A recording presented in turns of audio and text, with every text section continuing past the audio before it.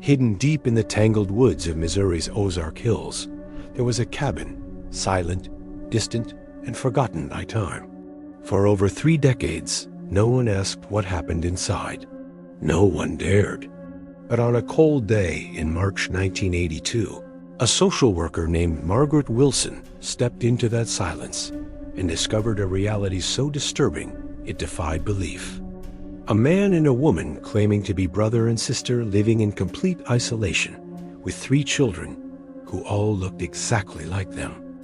Same piercing blue eyes, same bone structure, same silence, but something felt off. Not just the eerie quiet or the absence of birth records, or even the scarred woodshed where a child once bled alone. What unraveled from that visit wasn't just a case of neglect.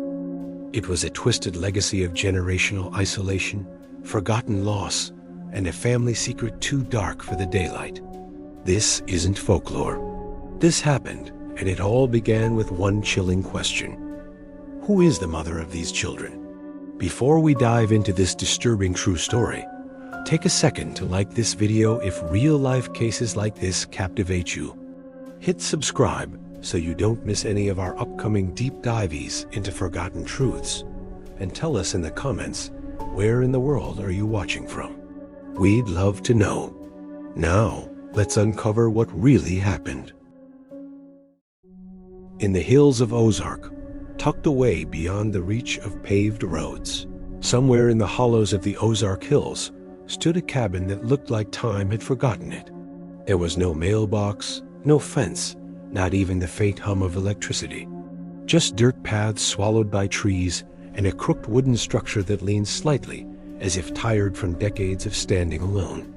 That cabin belonged to Elijah Shelton. He was a man who had lived off-grid for nearly 30 years by choice, or perhaps by indoctrination. It was March 17, 1982, when Margaret Wilson, a junior social worker, drove into the mud-soaked clearing. Guided by a whisper of concern from an anonymous caller, she expected poverty. What she found was something else entirely, something that would echo in her memory for the rest of her life. Margaret stepped out of her state-issued vehicle into the thick, damp air.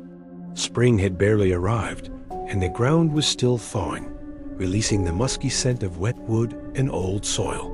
The cabin's walls were weathered, and the windows were covered in a layer of dust so thick they looked frosted. From the front door emerged a man, Elijah, gaunt, bearded, and wearing eyes that looked both intelligent and permanently weary. Behind him, 3 children peeked out, Thomas, Sudi, and Jacob.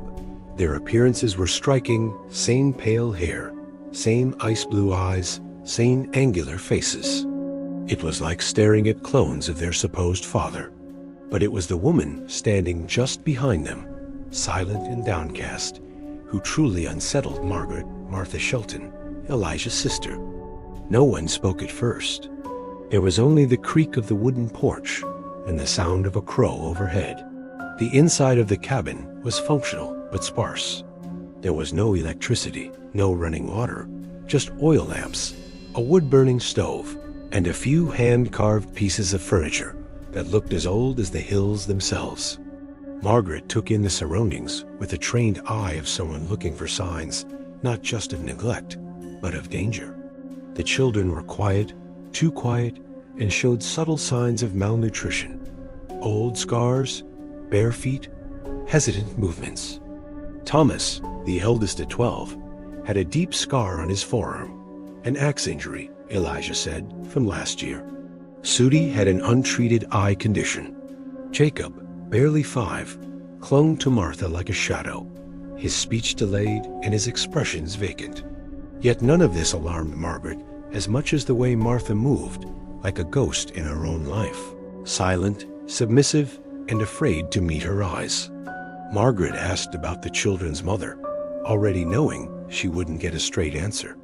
Elijah said she died in childbirth with Jacob. No name, no photo, no record. Martha remained silent, staring at the ground. But the children, they didn't seem to grieve a mother who'd passed.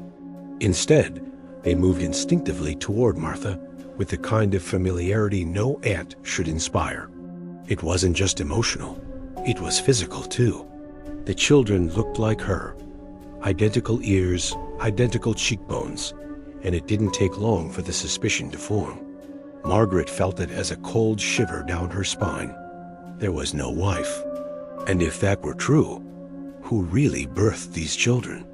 Something about this family was deeply wrong, and Margaret knew she couldn't leave without raising the alarm.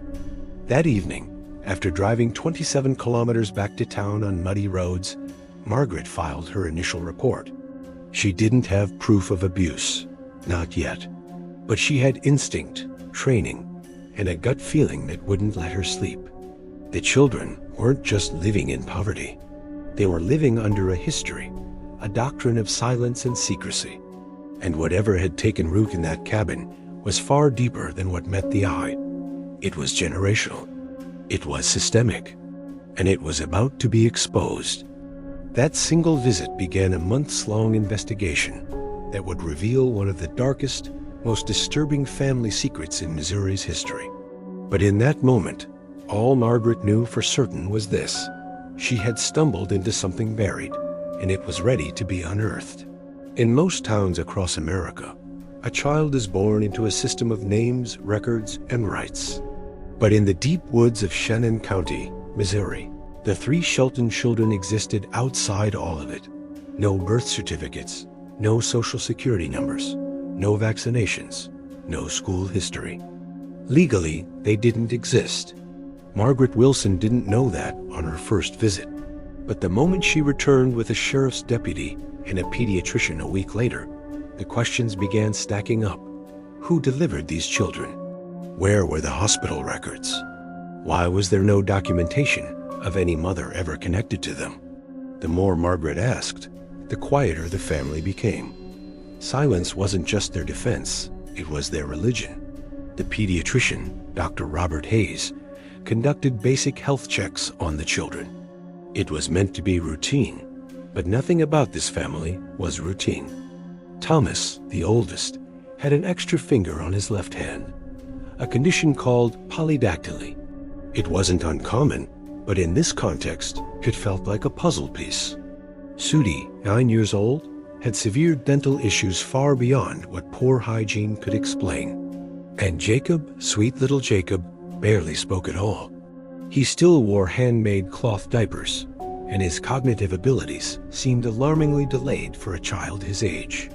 These weren't just the signs of poverty. These were potential signs of genetic disorders, subtle indicators that whispered the possibility of close familial ties between parents. And yet, the children didn't seem abused in the traditional sense. They weren't bruised, they weren't starving, but they also weren't thriving. Their development, physical, emotional, intellectual, was stunted in ways that didn't match typical neglect. It was like they were growing up in a vacuum, untouched by the world outside that cabin. Dr. Hayes took careful notes and warned Margaret not to jump to conclusions. One sign might mean nothing, he said, but 3 children, each with separate anomalies, and all with the same distinctive features, that's a pattern. The unsettling reality was becoming harder to ignore. These children weren't just hidden. They were hidden for a reason. Adding to the mystery was how seamlessly they responded to Martha. While Elijah handled discipline and structure, it was Martha who carried the emotional weight of the household. She fed them, bathed them, calmed them when they cried. Jacob especially clung to her in a way that felt primal. When she sat, he curled into her lap. When she moved, he followed. When he fell asleep, it was her scent he searched for. Margaret began writing "suspected mother" beside Martha's name in her notes. There was no proof, not yet, but the bond was undeniable. And if Martha was the mother, then who was the father? The question no one wanted to say out loud now lingered between every breath. It wasn't just the silence that was suffocating. It was what that silence was protecting. The authorities began to dig. They searched county records, hospital logs, and school enrollment data. Nothing, not even a footprint in the system. It was as if the children had been grown like plants in the woods, planted, watered, and never allowed to leave their soil. Margaret felt the weight of what she was uncovering, but she also felt powerless. Without official birth records, the children had no legal identity. Without legal identity, there were no grounds for removal. It was a bureaucratic loop that protected the very people it should have exposed. But Margaret knew what she saw, and she wasn't going to stop now. She had crossed a threshold. This was no longer a welfare check. It was the beginning of one of the most chilling child welfare investigations the state had ever seen. Long before the state took notice, the people of Current River knew something was off about the Shelton family. They were a quiet whisper in the community. Never loud, never public, but always strange. Elijah would come into town maybe once every 2 or 3 months. He'd buy flour, dried beans, and salt, always paid in cash. Never stayed long enough for a conversation. Sometimes Martha came with him, but she barely spoke above a whisper and always kept her eyes low. The kids never came. No one had ever seen them. The stories spread in low voices around store counters and gas pumps, but no one ever asked too many questions. Maybe they didn't want the answers. In rural Missouri, minding your own business isn't just a rule, it's a code. People assume everyone's got secrets. And in places like Shannon County, the woods are thick enough to hide them. Some neighbors swore they heard children playing in the distance late at night. Others saw flickers of light moving through the trees, oil lamps, they guessed. But no one called it in. No one reported anything. The Sheltons had lived up there for decades, long before most of the newer families moved in. "It ain't our place," one shop owner said later. "They didn't bother nobody." That's all you can ask sometimes. But beneath that indifference was something else. Something like guilt. When Margaret's investigation began, locals were slow to speak.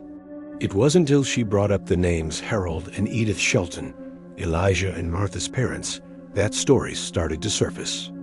People remembered Harold as a man who believed the world was poisoned, both literally and spiritually. He built the cabin himself in the 1920s and refused to send his children to school. Edith followed his lead, raising Elijah and Martha to believe that outsiders were a threat. After the parents died in a fire in 1973, the siblings cut off what little connection they had left. No phone, no church, no mail, just the woods and each other. People in town assumed they'd either die up there or fade away.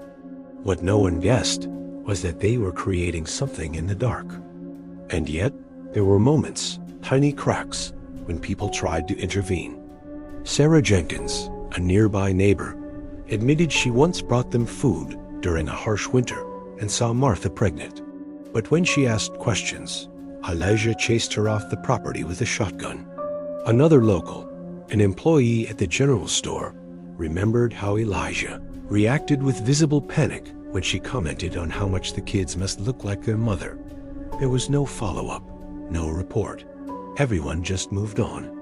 But now, with Margaret pushing open doors, no one else dared to knock on. The silence of the town was cracking. "We should have done something," Sarah whispered years later. But out here, people disappear all the time. It's easier to pretend you didn't see. Margaret began to realize the problem wasn't just inside that cabin, it was around it too. The town had let the Shelton family vanish in plain sight. They weren't just forgotten. They were erased by the collective decision to look away. And when communities make silence their tradition, it becomes nearly impossible to hear the cries of those trapped within it. The tragedy unfolding in the woods wasn't just a family matter.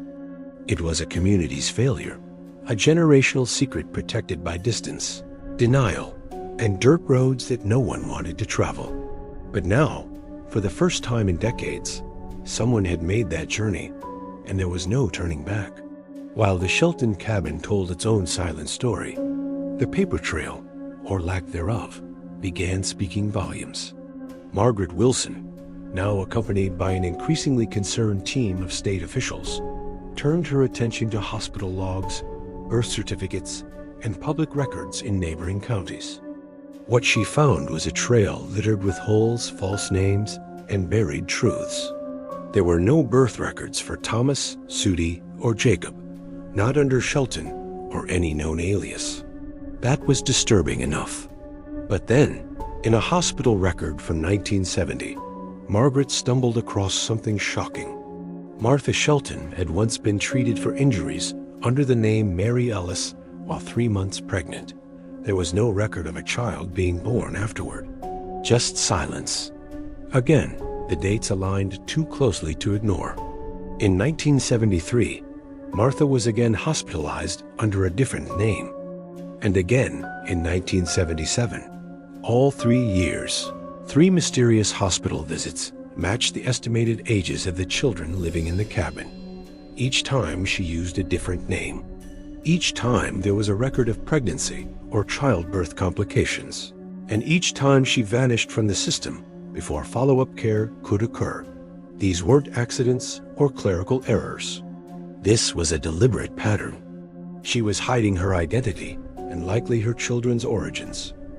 Dr. Hayes and the local sheriff agreed. There was now substantial circumstantial evidence suggesting Martha had given birth to all 3 children. And Elijah was the only adult male present during those years. But legal action was still impossible without definitive proof. They couldn't storm the Shelton property with only suspicion in hand.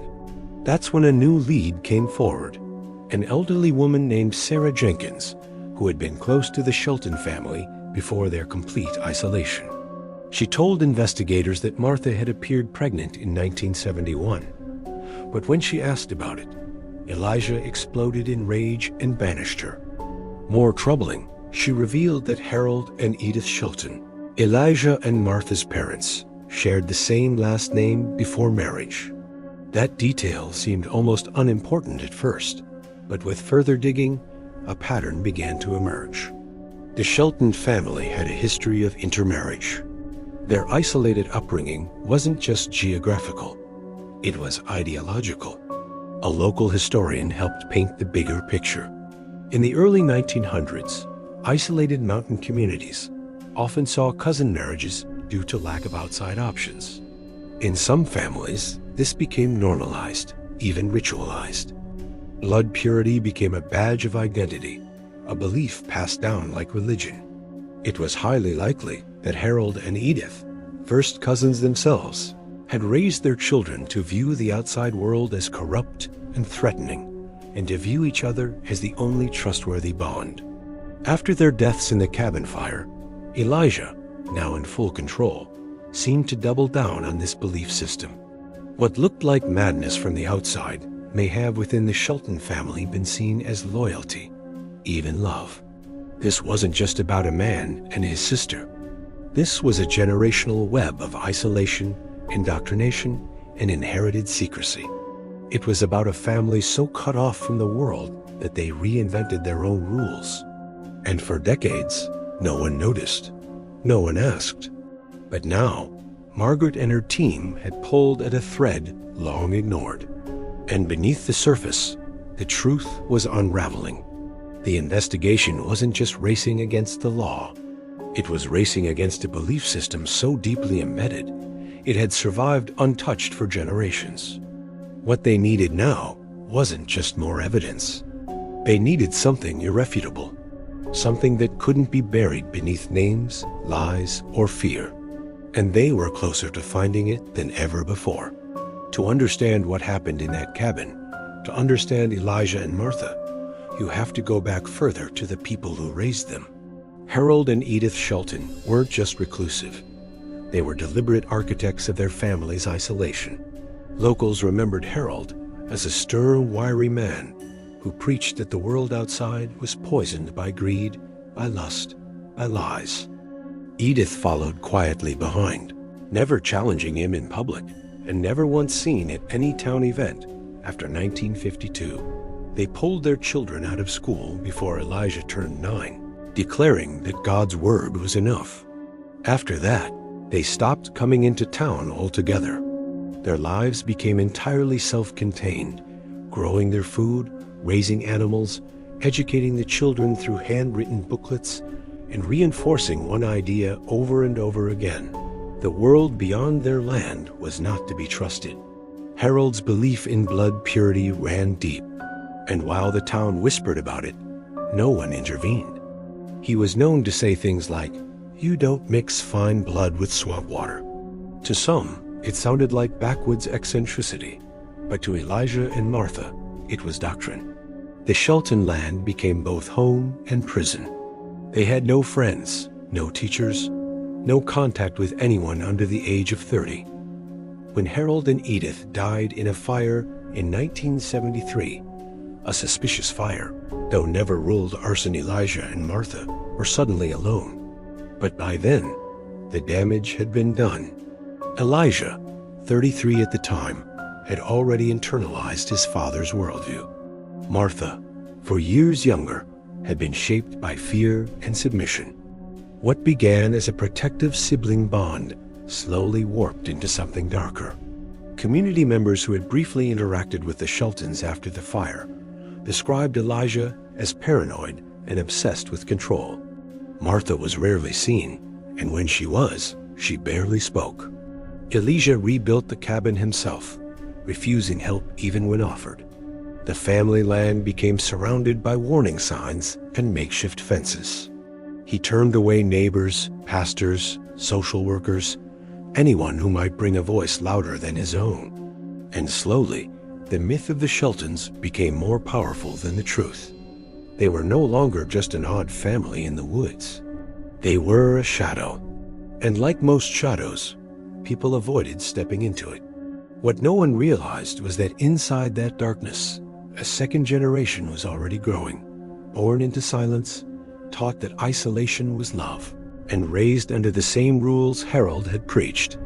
The effects of Harold and Edith's ideology weren't just emotional or psychological, they were biological. Generational breeding, reinforced by fear and isolation, had created children with genetic anomalies that were entirely preventable. What's more, it wasn't just Elijah and Martha who were shaped by that upbringing. It was their children now paying the price: physical deformities, developmental delays, and no access to the modern medical systems that could have intervened earlier. The legacy of Harold and Edith wasn't just a belief system. It was a curse passed down in blood. Margaret Wilson realized this with a growing sense of horror. What she was fighting wasn't just a case of incest. It was a decades-old ideology disguised as family tradition. And yet, in a twisted way, Elijah likely saw himself as a protector. He believed he was preserving something sacred, keeping the bloodline pure, shielding his family from corruption, doing exactly what his father had trained him to do. That's what made the case so complex. This wasn't simple evil. It was inherited blindness, a generational infection of the mind and soul. But regardless of intentions, the damage was real, and the cost had already been paid by 3 innocent children. Now, the teen needed to break the cycle, not just legally, but psychologically. And to do that, they would have to dismantle the myth of Harold and Edith, brick by brick, lie by lie. Long before Margaret Wilson arrived at the Shelton cabin, a few voices had tried quietly, desperately, to sound the alarm. But in a town where privacy was considered sacred and mistrust of outsiders ran deep, these voices were often dismissed, silenced, or simply ignored. One of the first was Reverend Samuel Miller, a traveling pastor who visited rural homes in the Ozarks during the late 1960s and early 70s. In his old handwritten journals rediscovered decades later, he recorded a visit to the Shelton property shortly after Harold and Edith's death. His entry described the siblings, Elijah and Martha, living in squalor, disconnected from reality, and harboring a bond he found troubling. He mentioned that Martha rarely spoke, and when she did, her words seemed rehearsed, as if she'd been told exactly what to say. "Something's wrong here," he wrote, "not just spiritually, something deeper, something human." Miller returned in 1971 and was barred from entering. From a distance, he caught a glimpse of Martha, visibly pregnant. When he gently asked Elijah if they needed help, Elijah erupted, accusing him of spreading lies and warning him never to come back. Miller, unnerved, reported the incident to the local sheriff. But without visible abuse or an official complaint, the authorities dismissed the concern. The case file was never opened. Miller's voice, earnest, heartfelt, and prophetic, was lost in the clutter of rural indifference. "These mountains keep their secrets," he wrote in his final note, "and some secrets are too dark to bear the light." No one listened, and the child Martha carried, likely Thomas, was born into silence. Sarah Jenkins, the elderly neighbor who later became instrumental in Margaret's investigation, had her own story. She'd known Edith Shelton, had brought supplies to the family during rough winters, and had once been close enough to witness the family's slow descent into isolation. She remembered visiting in 1971, too, and seeing the same pregnancy Reverend Miller described. But when she pressed for answers, Elijah's hostility made it clear she wasn't welcome anymore. "I should have done something," Sarah later said through tears. But who would have believed an old widow against a man shouting Bible verses with a shotgun? Her guilt was real, raw, and lasting. She'd lived just 5 kilometers away from the cabin, and still the children grew up as ghosts. Another voice nearly forgotten was that of Jenny Caldwell, a part-time employee at the general store in Current River. She remembered Elijah and Martha coming into town on rare occasions to buy supplies. Once when Thomas was just a toddler, she commented on how much he resembled both adults. Elijah froze. His hand clenched on the counter. He stared at her without blinking for an uncomfortable moment before grabbing his change and leaving without a word. Jenny thought about reporting it, but to whom and for what? "Looking like your parents isn't a crime," she said years later. "But now I wish I had followed that instinct. Maybe someone would have listened." Together, these testimonies formed a mosaic of missed opportunities. People noticed, people wondered, but no one acted. Whether it was fear of confrontation, lack of legal proof, or just the inertia of rural life, the warnings were buried under years of routine and rationalization. The reverend, the neighbor, the shopkeeper, they all saw pieces of the truth, but the system wasn't built to stitch those pieces together. What Margaret Wilson was now assembling wasn't just a case file. It was a history of collective neglect. And with every witness who came forward, the question grew louder. How many chances had there been to save these children before their lives were written in pain? 6 months into the investigation, a fever changed everything. Jacob, the youngest Shelton child, had grown increasingly pale and lethargic, coughing through the night as spring turned to summer. On a routine welfare check, Margaret Wilson found him burning up, his skin hot to the touch, his breathing shallow. Elijah initially refused to let her take him to the hospital. "We take care of our own," he said again, that now infamous phrase echoing like a warning. But this time, Margaret didn't back down. With gentle insistence and quiet urgency, she convinced him. It was the first time one of the Shelton children would leave the hills and enter the world outside. And with that hospital visit came a floodgate of answers no one could ignore. At West Plains Regional Hospital, doctors diagnosed Jacob with a severe respiratory infection, treatable but dangerous without intervention. While under care, Margaret took the opportunity to contact Dr. Michael Brennan, a specialist in pediatric genetics who had been consulted early in the investigation. With Elijah's begrudging consent, Brennan conducted a series of genetic tests. The results came back quietly devastating. Jacob showed signs of multiple congenital anomalies, none individually life-threatening, but together forming a consistent pattern: craniofacial abnormalities, limb deformities, and neurological delays. These weren't random mutations. They pointed to one cause: high consanguinity. "This isn't just first cousins," Brennan explained. "The genetic signatures are consistent with sibling-level inbreeding." While Elijah remained stoic, Martha, who stayed by Jacob's bedside every hour, began to crack under the emotional pressure. One night, with Jacob asleep beside her, she finally began to speak to Margaret in hushed, trembling tones. She didn't outright confess, but her words painted a heartbreaking portrait of coercion and confusion. She described how after their parents' death, Elijah slowly assumed the role of patriarch, spiritual leader, and eventually something more insidious. "He said the outside world would take us away from each other," she whispered. "That the only way to keep the family strong was to keep it whole.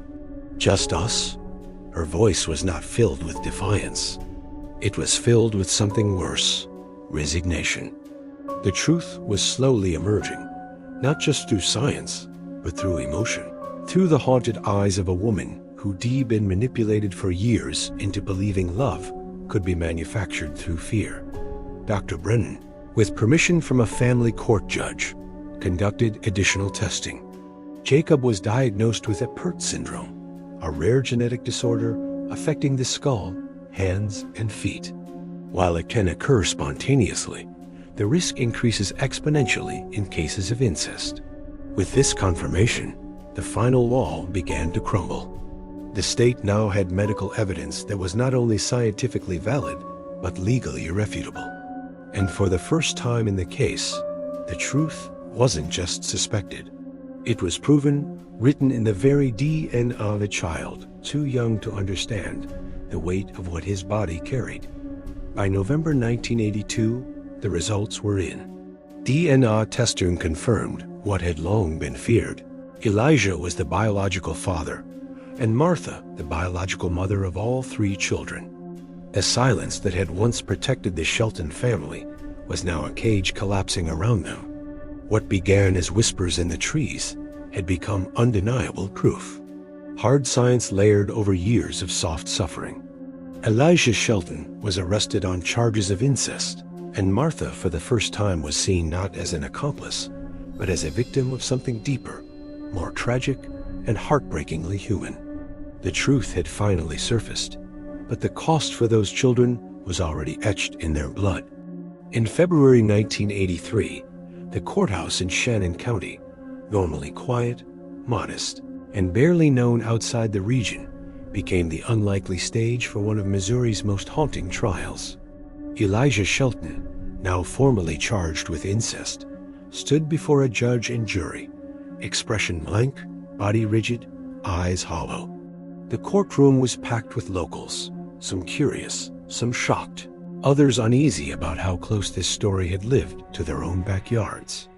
Despite efforts to protect the identity and dignity of the children, whispers had already spread across county lines. The story was too disturbing to be ignored, yet too intimate to be sensationalized. For many, it was a reckoning, not just with Elijah's choices, but with the failures of an entire community and system that had allowed those choices to go unchecked for decades. Elijah's defense was led by Gerald Thompson, a public defender who shocked many by arguing not denial, but dysfunction. Thompson admitted the DNA, the isolation, the silence, but he framed Elijah not as a predator, but as a product. This man, he told the jury, was born of first cousins, raised without education, without moral guidance, without access to society's rules. He lived by the beliefs instilled in him. Dangerous, yes, but inherited. The argument was chilling. Elijah had in many ways been groomed by his own father's ideology. But prosecutor Amanda Lewis wouldn't let that narrative dilute responsibility. Isolation, she countered, is not immunity. He knew enough to lie, enough to hide, enough to protect this secret for 3 decades. Key to the prosecution's case was Martha, though she did not testify publicly.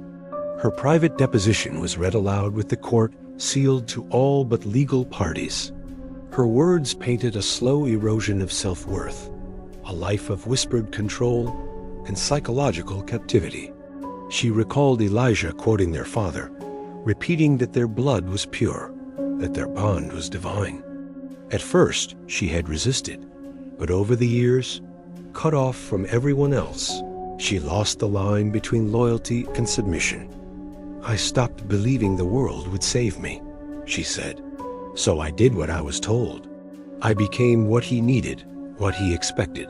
Her confession wasn't a dramatic reveal. It was a quiet collapse, a voice finally breaking the silence after a lifetime.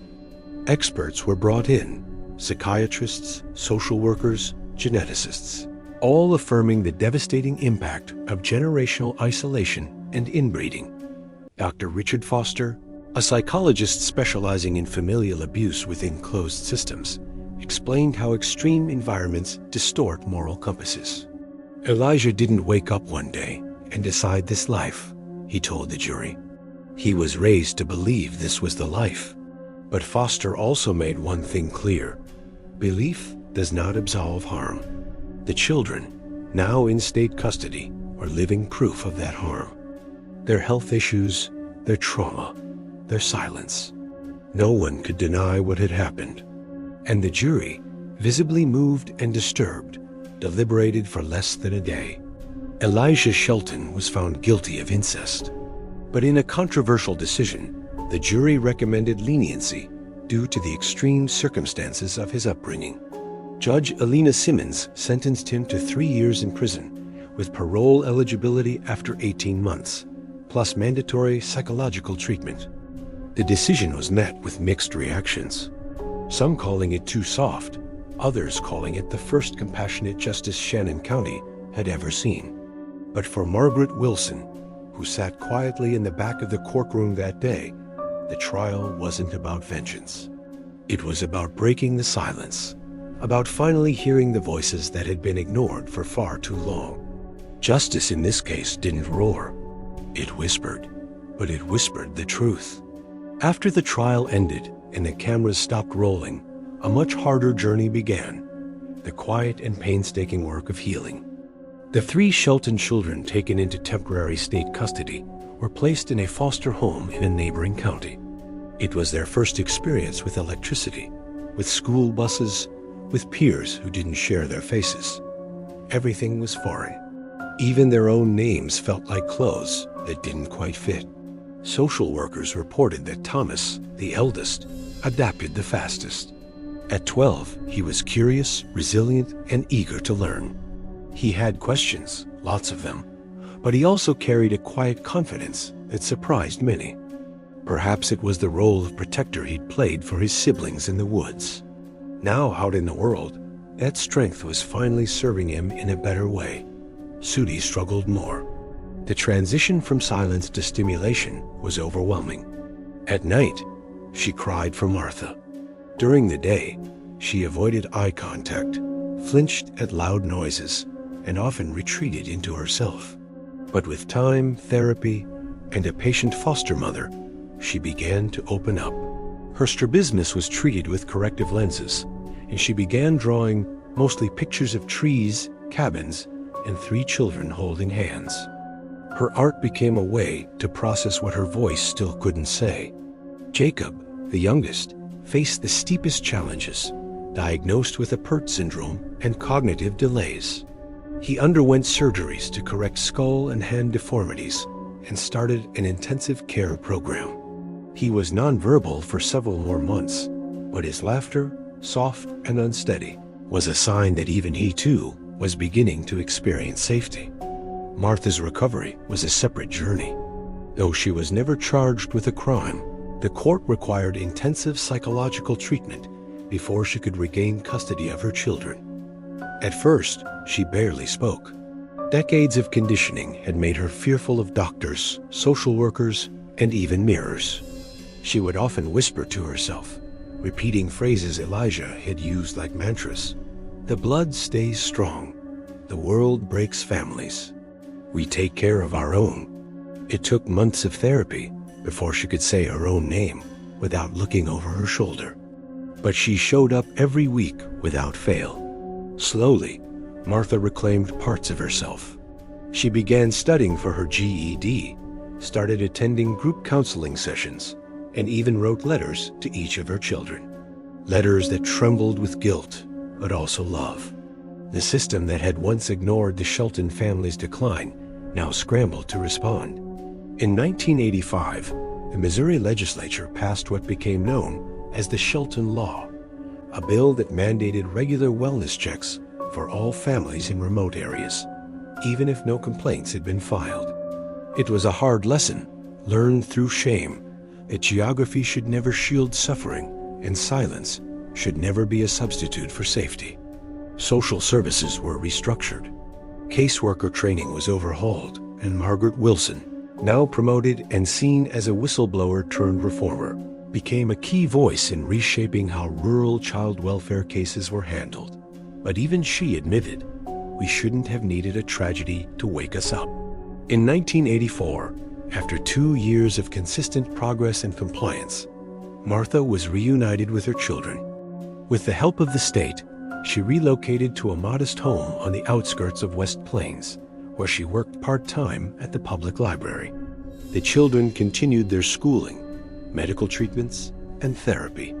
They had a long road ahead, but for the first time, it was a road paved with opportunity, not isolation. The past wasn't erased. It never could be, but it no longer defined them. And as they stepped into the light, away from the shadows of the hills, their story became something new. Not just a cautionary tale, but a testament to resilience, recovery, and the power of finally being seen. Years passed, but the echoes of the Shelton story never truly faded. The cabin, long abandoned and swallowed by vines, eventually collapsed into itself, its rotting wood reclaimed by the forest that once concealed it. But the land remained a quiet, unmarked graveyard of secrets. For many in Missouri and beyond, the Shelton case became more than a regional scandal. It turned into a case study taught in social work programs and criminal law courses. Scholars dissected it, journalists revisited it, and policymakers referenced it whenever discussing child welfare in rural America. But for those who lived through it, especially the children, the story wasn't academic. It was personal. It was the starting point of every conversation, every medical exam, every question about where they came from. And yet, each of them in their own way managed to write a different ending. Thomas, the eldest, graduated from high school with honors. He went on to study social work, determined to be the kind of person Margaret Wilson had been for him. By his mid-20s, he was working with at-risk youth in the very counties that once turned away from his family. "I want to be the reason some kid doesn't get forgotten," he once told a local paper. Sudi, after years of therapy, found healing through art. Her drawings evolved from rustic cabins and faceless figures to vibrant depictions of healing, identity, and survival. She eventually became an illustrator and small-scale sculptor, selling her work at festivals across the Ozarks. Her pieces, she said, weren't about the past. They were about turning pain into something that could breathe. Jacob's life was quieter, more fragile, but no less remarkable. Despite developmental delays and ongoing medical needs, he grew into a kind, observant young man with a deep love for animals and music. With community support, he achieved a semi-independent life and became an advocate for rural disability rights. His voice, once silenced by both genetics and circumstance, now rang clear at local town halls and community meetings. The Shelton children, once the symbols of a horrifying secret, had become advocates, artists, and survivors. Their story, once told only in hushed tones, was now a banner for change. Margaret Wilson retired in the early 2000s, but not before seeing the fruits of her determination. In her final interview, she reflected on how close the truth had come to slipping away. They were only 30 kilometers from a town, she said. Not in another country, not in a war zone, just up a road nobody wanted to drive. She carried the Shelton case with her, not as a badge of honor, but as a reminder. A reminder that real horror doesn't always scream. It often whispers behind closed doors. That sometimes the most dangerous place for a child isn't in the chaos of the world, but in the order of a family that's forgotten how to love without control. And so, the Shelton legacy endures, not as a tale of monsters, but as a warning about what happens when systems fail, when communities stay silent, and when bloodlines are mistaken for truth. It's a story of damage passed down like an heirloom, but also of healing passed upward. When one generation dares to break the pattern, the land where the Shelton cabin once stood is quiet now. The birds sing, the trees sway, and somewhere nearby, someone might still say the name Shelton with a shiver. But for Thomas, Sudie, and Jacob, it's no longer a name of shame. It's simply where they came from, not who they are.